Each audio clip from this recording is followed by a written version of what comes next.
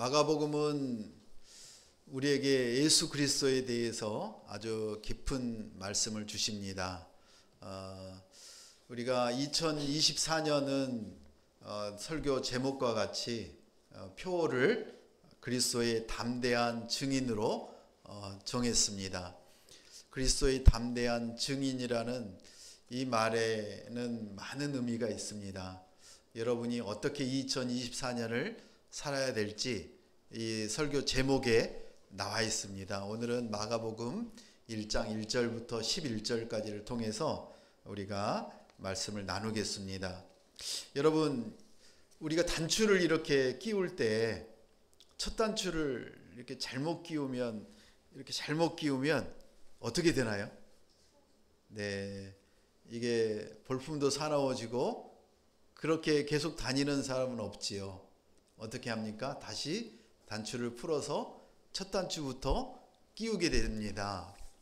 우리가 그 첫 단추를 끼우게 되는 것처럼 새해가 되고 새로운 날이 시작이 되면 우리는 새롭게 시작을 해야 되는데 어떻게 시작하는 게 가장 하나님이 원하시는 시작이냐면 우리가 시작하는 게 아니라 하나님과 함께 우리가 시작하는 게 첫 단추를 제대로 끼우는 것입니다. 오늘 우리가 신년 예배를 이렇게 드리고 있다면 최고의 여러분이 2024년을 시작하고 있는 것입니다. 어떤 사람들은 지금 너무나 그 2024년을 맞이하려고 해돋이를 가고 또 어떤 사람들은 술을 먹으면서 또 친구들하고 이렇게 새해를 시작하는 사람들이 있겠지요. 인생의 허무함을 곧 맛볼 것입니다. 그런데 여러분은 지금 가장 무능하고 가장 볼품없는 시작같이 보이지만 하나님께서는 말씀하십니다. 내가 그렇게 가장 멋지게 여러분에게 시작을 만들어주고 있다고 말씀하십니다. 우리의 시작이 아니라 하나님의 시작이 되시길 축복합니다. 하나님의 사명을 감당할 때 처음부터 바르게 해야 된다고 오늘 하나님은 우리에게 말씀하십니다. 그 사명을 바르게 감당하려면 우리의 마음가짐부터 달라져야 되는데 여러분이 예배하고 있다는 뜻은 무엇이냐면 우리의 마음을 어디에 둔다는 거예요? 하나님께 둔다는 거죠. 오늘 말씀을 통해 하나님이 우리에게 어떻게 하라고 하시는지 구체적으로 두 명의 여러분의 믿음의 선배들을 통해서 우리가 배우도록 하겠습니다. 마가복음 1장 1절 같이 읽습니다. 하나님의 아들 예수 그리스도에 관한 복음은 이렇게 시작됩니다. 마가복음은 이렇게 시작이 됩니다. 어떻게 시작이 됩니까? 하나님의 아들 예수 그리스도에 관한 복음은 이렇게 시작이 됩니다라고 말하면서 마가복음이 시작이 됩니다. 2024년 첫 우리가 맞이하는 하나님의 말씀은 바로 마가복음 1장 1절입니다. 누구십니까? 예수 그리스도이십니다. 예수 그리스도는 누구시냐면 바로 하나님의 아들이십니다. 그 하나님의 아들은 누구시냐면 바로 그리스도십니다. 그리스도라고 하는 뜻은 무엇이냐면 우리가 잘 알고 있듯이 기름 부은 자, 그리고 그 당시의 사람들에게도 그 그리스도라고 하는 종말에 오실 구원자이신 왕, 그분이 바로 그리스도십니다. 우리가 한마디로 얘기하면 메시아라고 얘기합니다. 우리에게 오시는 그 메시아는 우리를 죄에서 구원하신 구원자이십니다. 그 예수 그리스도가 누구시라고요? 바로 하나님의 아들이십니다. 그 하나님의 아들이 예수 그리스도라고 하는 사실, 그 그리스도가 우리를 죄에서 구원하시러 온 구원자라고 하는 그 사실이 무엇입니까? 바로 복음입니다. 굿뉴스입니다. 마가복음은 이렇게 시작합니다. 너희가 복음을 아니? 내가 복음을 제대로 너희에게 정의해 주겠다. 그 복음이 무엇이냐면 바로 예수 그리스도가 너희에게 오시는데 그 예수 그리스도가 하나님의 아들이고 그 하나님의 아들이신 예수 그리스도가 너희를 영원히 영원한 생명 가운데로 이끄실 구원자시다라고 얘기를 합니다. 그러면 여러분이 이제 그 복음을 들었고 알았고 믿었고, 그러면 2024년은 어떻게 살아야 된다? 그 복음을 여러분이 전하며 하나님의 뜻을 나타내는 일에 모든 여러분의 삶을 2024년을 보내라고 하나님은 오늘 우리에게 말씀하십니다. 그러면 마가복음 1장 1절에 이렇게 시작했는데 9절에 보니까 이렇게 얘기합니다. 9절부터 읽습니다. 그 무렵에 예수께서 갈릴리 나사렛에서 요단강으로 오셔서 요한에게 세례를 받으셨습니다. 예수께서 물에서 막 나오실 때 하늘이 열리고 성령이 비둘기처럼 자기에게 내려오는 것을 보셨습니다. 그리고 하늘에서 소리가 들렸습니다. 너는 내가 사랑하는 아들이다. 내가 너를 무척 기뻐한다. 우리가 마가복음 1장 1절에서도 얘기했듯이 예수 그리스도에 대한 소개를 합니다. 드디어 예수 그리스도가 우리에게 오셨습니다. 하나님의 아들이신 그 예수 그리스도가 우리에게 오셨습니다. 그런데 그 하나님의 아들이 갑자기 세례를 받아요. 그것도 누구에게 받습니까? 사람에게 받습니다.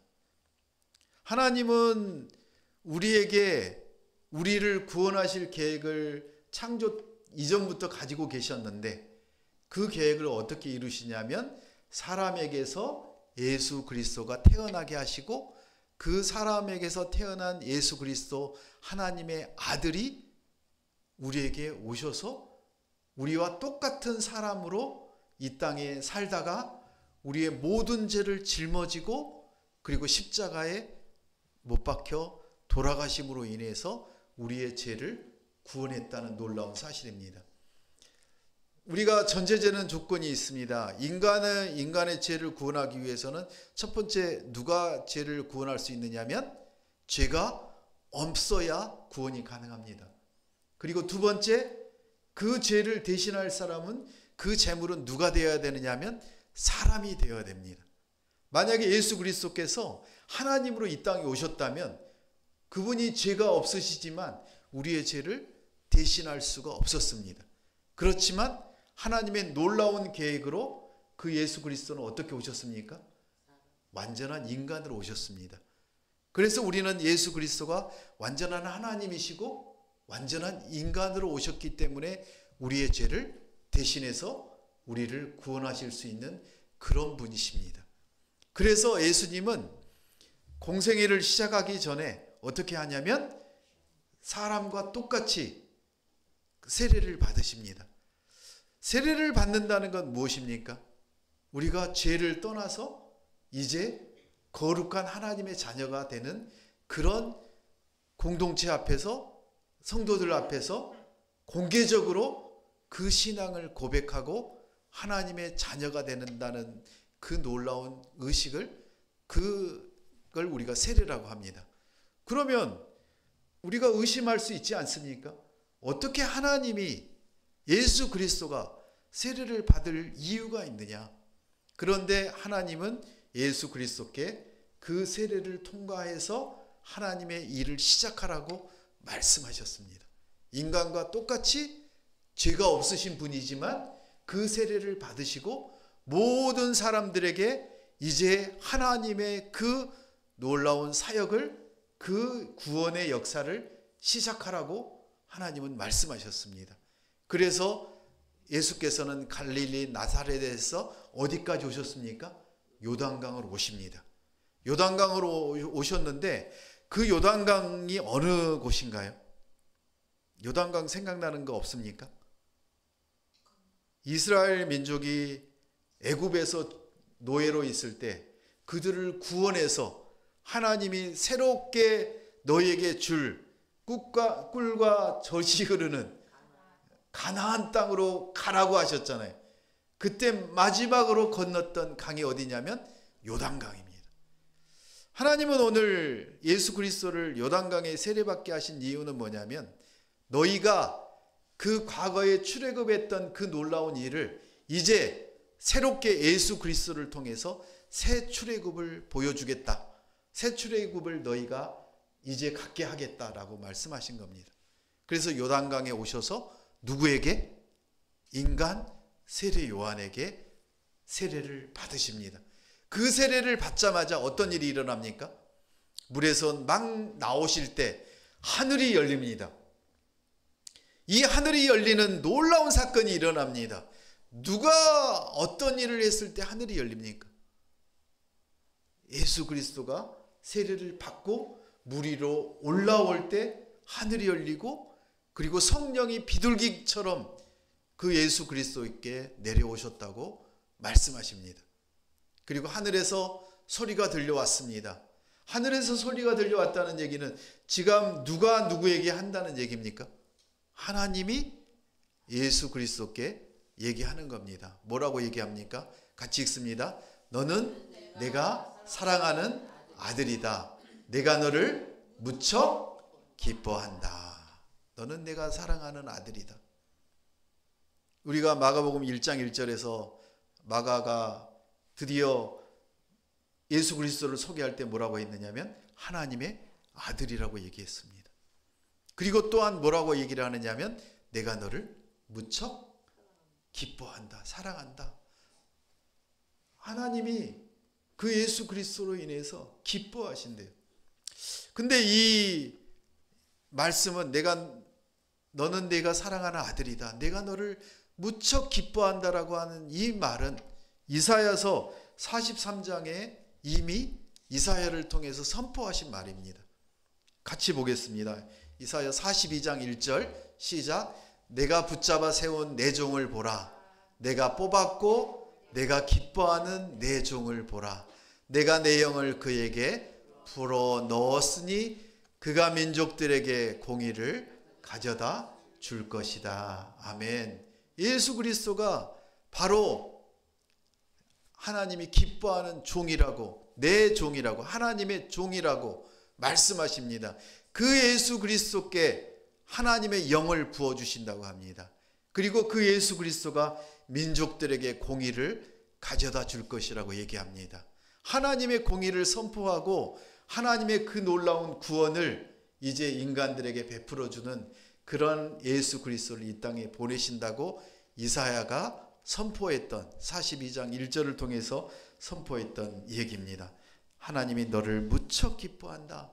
여호와의 종의 사명을 예수 그리스도께 주시겠다고 이사야를 통해서 선포하셨던 이 놀라운 일을 이제 드디어 다시 언제 말씀하시냐면 예수 그리스도가 세례를 받고 물 위로 올라오셨을 때 바로 말씀하셨던 그 말씀을 반복하십니다. 하나님의 약속은 이렇게 멋지게 이루어지십니다. 우리가 이루어지지 않는 것처럼, 하나님이 우리의 기도에 응답하지 않는 것처럼 우리가 느끼지만 아닙니다. 하나님은 가장 우리에게 적합한 때에 우리에게 그 응답을 이루어 주실 준비를 다 하고 계시고 그 응답을 이루십니다. 그래서 우리가 기도할 수 있고 기도해야 되는 이유가 여기에 있는 것입니다. 고난과 죽임을 통해서 제 형벌을 우리를 예수 그리스도를 통해서 완전히 해결하셨습니다. 하나님의 나라는 무엇으로 이루어졌냐면 예수님의 피 흘림으로 이루어졌습니다. 세상은 하나님의 나라를 이해할 수가 없습니다. 아니 그냥 하나님이 말로만 선포하면 되는 거지 어떻게 그 아들 예수 그리스도를 이 땅에 십자가에 처절하게 피를 흘려 못 박혀 죽음으로, 피를 흘림으로, 고난을 받음으로 이루어지느냐고. 그런데 하나님은 얘기하십니다. 피 흘림을 통해 그 엄청난 죄의 대가를 치루어야만 우리의 죄가 사해진다고 우리에게 말씀해 주십니다. 그 피 흘림으로 인해 하나님의 나라, 새로운 시대가 시작된 것입니다. 이제 여러분이 살고 있는 이 땅은 그 예수 그리스도가 오기 전에 죄로 멍들고 죄로 인해 다 죽어가야 되는 그런 세상이 아닙니다. 예수 그리스도를 믿음으로 인해서 우리는 어떻게 됐습니까? 구원받은 하나님의 백성이고 하나님의 나라에 사는 그런 멋진 자녀들입니다. 이게 여러분에게 이 땅에서 살아갈 이유가 되고 이 땅에서 어떤 세상 사람들에 비교해서 여러분이 살아갈 만한 가치가 있고 여러분의 자존감을 존재하는 이유를 확실하게 얘기해 주는 하나님의 명령이고 하나님의 약속입니다. 여러분 무엇을 두려워하십니까? 무엇이 걱정이 되십니까? 무엇이 염려가 되십니까? 여러분의 염려는, 여러분의 걱정은 무엇 때문입니까? 여러분을 하나님이 항상 함께 한다는 사실을 잃어버릴 때, 하나님이 여러분과 함께 하지 않는다고 생각할 때, 여러분이 그 모든 것들을 감당해야 된다고 생각할 때, 나는 아직도 죄 가운데, 남들의 비난 가운데, 고통 가운데 있다라는 이 생각 때문에 누가 이 마음을 주는 겁니까? 사단이 주는 겁니다. 귀신이 주는 겁니다. 그러면 하나님은 오늘 우리에게 다시 말씀하십니다. 내가 너에게, 내가 기뻐하는 종을 너에게 보내고 그 종이 십자가에 피 흘려 죽음으로 인해서 너희는 어떻게 됐다고요? 우리는 어떻게 됐습니까? 여러분 말씀해 보십시오. 여러분은 누구의 자녀이십니까? 하나님의 자녀가 되셨습니다. 믿으시나요? 하나님의 자녀이심을 믿으십니까? 대답하십시오. 하나님의 자녀이십니까? 그러면 하나님의 자녀이시면 여러분은 하늘나라의 하나님의 나라의 백성이시지 않습니까?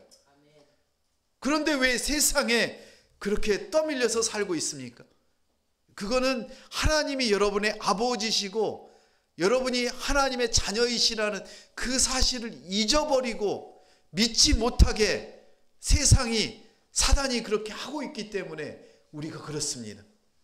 이제 하나님의 그 약속을 하나님께서 여러분을 통해서 이루셨다는 그 사실을 믿으시길 축복합니다. 2024년이 새로운 시대가 되는 이유가 무엇입니까? 바로 그 하나님이 여러분의 아버지시라는 사실입니다. 여러분이 살고 있는 그 집이, 여러분이 가고 있는 그 직장이, 그 학교가 어디라고요? 세상의 나라가 아니라 하나님의 나라라는 사실을 기억하시길 축복합니다. 그러면 이러한 놀라운 하나님의 백성이 되고 새 언약으로 인해서 여러분이 구원받은 하나님의 자녀인데 그렇게 살아간 사람들을 우리가 봅시다. 여러분이 기억하는 사람이 있습니까? 1절, 2절부터 보겠습니다. 같이 읽습니다. 예언자 이사야의 글에 내가 내 앞에 내 심부름꾼을 보낼 것이다. 그가 내 길을 준비할 것이다. 광야에서 외치는 사람의 소리가 있다. 주를 위해 길을 예비하라. 그분을 위해 길을 곧게 하라. 그 기록되어 있는 대로. 지금 마가복음 1장 2절에 나와 있는 이 내용은 누구의 얘기입니까? 바로 세례 요한의 얘기입니다. 예수님을 이 땅에 보내시기 전에 누구를 먼저 보내셨냐면 세례 요한을 이 땅에 보내셨습니다. 그 사가랴를 통해서 이 땅에 보내셨습니다. 그리고 그 마리아가 걱정하고 근심하고 두려워할 때 하나님은 그 예수 그리스도를 뵌 마리아가 바로 세례 요한을 먼저 뵈게 하시고 태어나게 하신 그 놀라운 사실을 듣고 안심하고 기다리며 그렇게 예수 그리스도를 이 땅에 태어나게 만드시지 않았습니까? 그 예언자 이사야의 글에 이렇게 기록이 되어 있습니다. 내가 내 앞에 내 심부름꾼을 보낼 것이다. 그가 내 길을 준비할 것이다 라고 이사야 43장에 기록되어 있습니다. 이거는 뭐 성경을 막 깨어 맞추고 가상으로 만든 얘기가 아닙니다.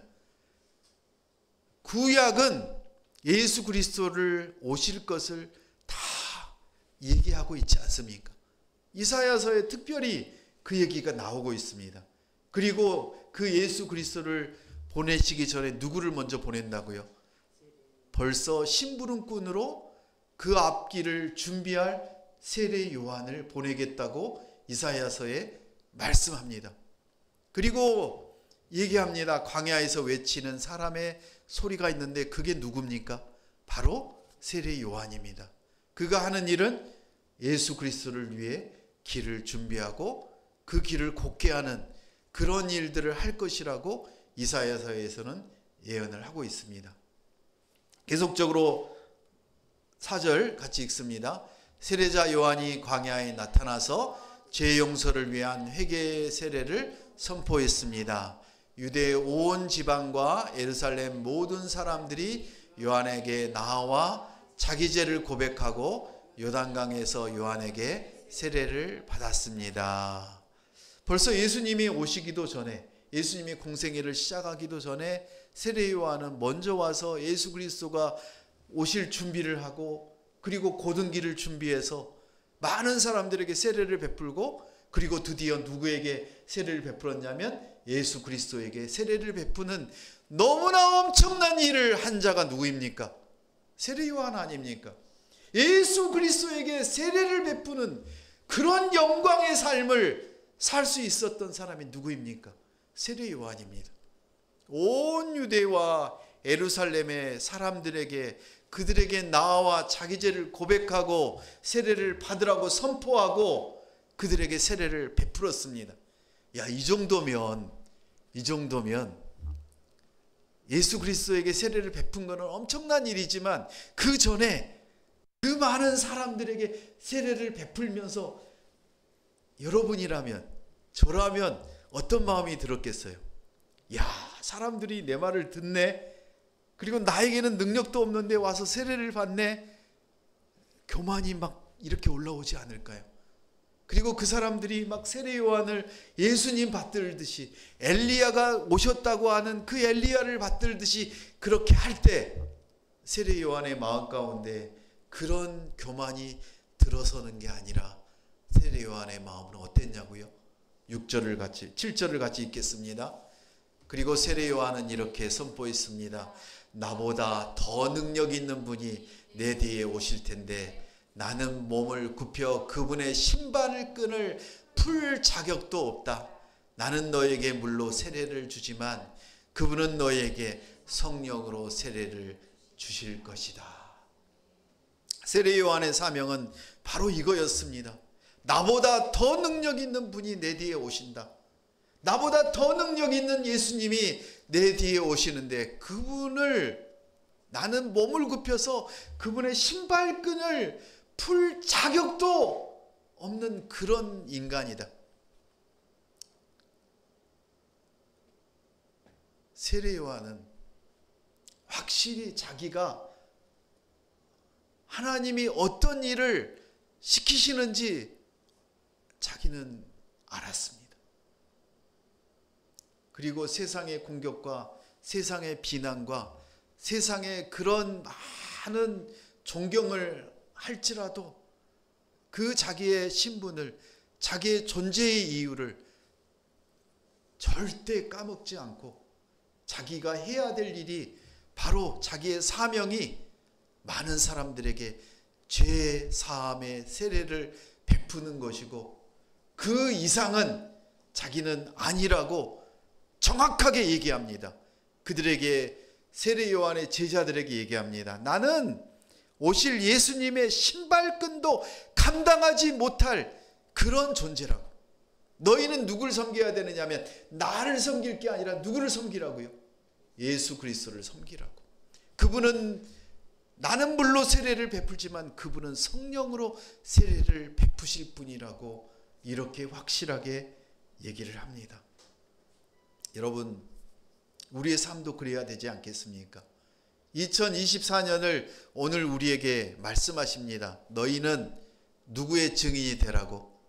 그리스도의 증인이 되라고 말씀하십니다.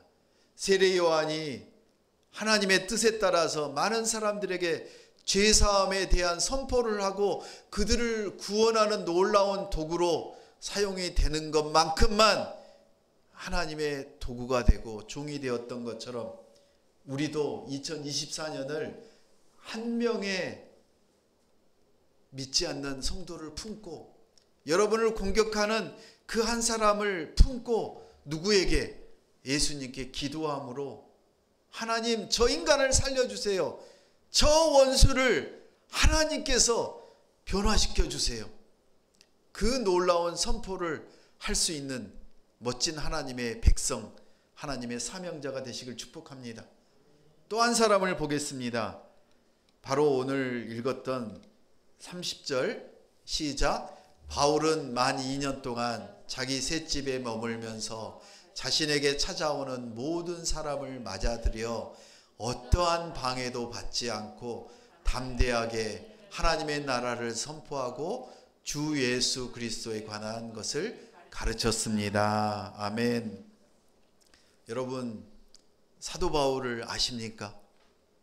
신약 성경의 대부분을 차지하고 있는 그 사도 바울을 여러분 이제 더 깊이 아시길 축복합니다. 사도 바울은 예수님을, 그 제자들을 잡아다가 감옥에 넣고 그리고 고문을 하고 그 예수 그리스도가 메시아라고 외치는 그들을 너무나 고통스럽게 만들었던 그 장본인이지 않았습니까? 그 사도 바울이 다메섹 도상에서 예수를 믿는 자들을 잡으러 가다가 다메섹 도상에서 감권적으로 예수 그리스도를 만나고 나서 인생이 완전히 바뀌지 않았습니까? 그 모든 영화를 다 내려놓고 그 모든 권력을 다 내려놓고 일생을 뭘 했습니까? 그 복음을 전하지 않았습니까? 예수가 그리스도시다. 예수가 우리의 메시아시다. 그 당시에 유대인들은 예수가 메시아라고 하는 사실을 믿지도 않고 그 메시아라고 외치는 사람들을 감옥에 가두고 채찍질하고 죽이지 않았습니까? 그런 사도 바울이 외치는 소리가 무엇이었습니까? 바로 그 예수가 메시아시다. 하나님의 아들이시다. 그거를 평생을 이방을 향해서 나아가서 유대인들뿐만 아니라 이방인에게도 너희가 하나님의 그 복음이 이제 너희를 살리고 너희를 구원하는 놀라운 소식이다라는 것을 전도 여행을 통해서 1차, 2차, 3차 전도 여행을 통해서 선포하고 많은 교회들을 세우고 많은 제자들을 만들고 그리고 그 하나님의 나라를 이루지 않았습니까? 그리고 결국에는 로마에서 가택연금을 당하고 그 가택연금의 감옥에서 얼마나 괴로워하는 게 아니라 행복해했는지 여러분 아시지 않습니까? 그곳에서 지금 사도 바울은 말합니다. 나는 2년 동안 이 셋집에 머물면서 찾아오는 모든 사람들을 기쁘게 맞아들이며 이렇게 얘기합니다. 방해도 받지 않았다고 합니다. 우리는 방해를 받지 않은 게 아니라 뭐라고 생각합니까? 내가 누릴 걸 못 누리고 내가 이렇게 고생했는데 이렇게 섬겼는데 나를 이렇게 감옥에다가 2년씩이나 가둔단 말이야. 이렇게 할 텐데 사도 바울은 뭐라고 합니까? 어떠한 방해도 받지 않고 담대하게 하나님의 나라를 증거하고 선포하고 그들을 그리스도에 관해서 가르칠 수 있었다고 선포합니다. 2024년 세례 요한과 같이 사도 바울과 같이 그런 멋진 삶을 살아내시길 축복합니다. 유기성 목사님이 오늘 우리 큐티책에 보면 예수 소망이라는 책에 이런 내용을 얘기를 하고 있는데 이 말씀을 나누고 마치려고 합니다. 19세기의 영국 교회는 세례를 받고 그리고 교인으로 등록하면 자동으로 거듭나고 천국 나라의 백성이 된다라고 여겼다고 합니다. 그런데 그때 갑자기 짱돌과 같은 목사님이 나타났어요. 그 목사님이 누구냐면 제이시 라일 목사님인데 그 라일 목사님은 폭탄과 같은 존재였다고 해요. 설교 중에 이렇게 얘기했다고 합니다. 구원에 이르는 믿음은 없고 예수님과 진정한 사귐이 없는데 어떻게 천국을 갈 수 있느냐. 여러분, 믿으면 천국 간다고 우리도 그렇게만 알고 있는 어린 아이와 같은 믿음을 가지고 있는 사람들이 있죠. 그런데 라일 목사님이 그 당시에 그 성도들에게 설교를 중에 이런 얘기를 했다는 거예요. 너희가 예수 그리스도와 진정한 사귐이 없다면 너희가 어떻게 천국을 갈 것이라고 말할 수 있느냐. 폭탄과도 같은 그 당시 얘기라고 합니다. 왜냐하면 이런 사람들은, 예수님과 사귐이 없는 사람들은, 예수님과 함께하지 않는 사람들은 천국에 적합하지 않다고 합니다. 천국에서 무엇을 할 수 있겠냐고 물어봅니다. 천국은 결코 그 사람들을 위한 곳이 아니라고 합니다. 천국은 누구를 위한 곳입니까? 예수님과 친밀한 관계를 갖는 곳입니다. 예수님과 친밀한 관계도 없는 사람이 천국에 가면 얼마나 뻘쭘하고 얼마나 거기에 있기가 괴롭겠어요. 그 사람들은 어디를 가야 됩니까? 천국이 아니라 다른 곳을 가야 됩니다. 이 땅에서 그리스도를 높이지 않는다면, 예수님과 전혀 교통하지 않는다면, 예수님을 사랑하지 않는다면 그런 사람들이 천국에서 뭘 할 수 있겠습니까? 이건 제 얘기가 아니라 라일 목사님의 얘기입니다. 천국의 행복을 어떻게 소유할 수 있겠습니까? 천국은 너무나 따분하고 부담스러운 곳이 될 것이라고 얘기를 합니다. 여러분, 전혀 알지도 못하는 사람들과 처음 만났을 때 여러분 어떠세요? 똑같은 마음 아니세요? 너무 뻘쭘하고 거기에 있기가 가시방석 앉아 있는 것처럼 그러잖아요. 그 사람들하고 뭐 그 엄청난 그 음식을 이렇게 차려도 그 음식 맛이 있겠어요? 빨리 그냥 차라리 집에 가서 라면 한 그릇 끓여 먹는 게 더 맛있지 않겠어요? 하나님은 오늘 우리에게 얘기합니다. 회개하고 변화하라고. 2024년은 어떻게 살라고? 예수님과 친밀한 관계를 갖고 성령님이 인도하시는 대로 내일 일을 걱정하지 말고 뭐에 집중하라고요? 오늘에 집중하라고요. 오늘 지금 예배하고 있는 여러분들을 향해서 하나님은 내 아들아, 사랑하는 내 딸아, 잘하고 있다. 내가 너와 더 친밀해지길 원한다. 그렇게 예수님은 여러분에게 말씀하십니다. 그 예수님이 2024년도 항상 동행하시고, 그런 동행하는 가정 가운데 여러분의 입술과 여러분의 삶 속에 예수 그리스도의 향기가 많은 사람들에게 전해지는 멋진 2024년이 되시길 예수님의 이름으로 축원합니다. 함께 기도하겠습니다. 천국에 대한 가장 확실한 준비는 예수님과 교제임을 오늘 알았습니다. 하나님, 예배자로 공동체로 2024년을 살겠습니다. 사명에 합당한 삶을 살며 회개를 선포하는 세례 요한처럼, 사도 바울처럼 담대하게 하나님의 나라의 그런 백성으로 살아가는 우리가 되겠습니다. 그리스도인은 영적 능력은 천국 백성 신분에 합당한 삶을 살라고 오늘 말씀하셨습니다. 청빈하고 겸손하게 살았던 세례 요한처럼 이제 우리도 우리에게 허락하신 귀한 시간을 하나님과 예수님과 성령님과 동행하는 그런 곳에 가장 우선순위를 두고 살아가는 멋진 2024년이 되도록 하나님 축복하여 주시옵소서. 예수님의 이름으로 기도합니다. 아멘.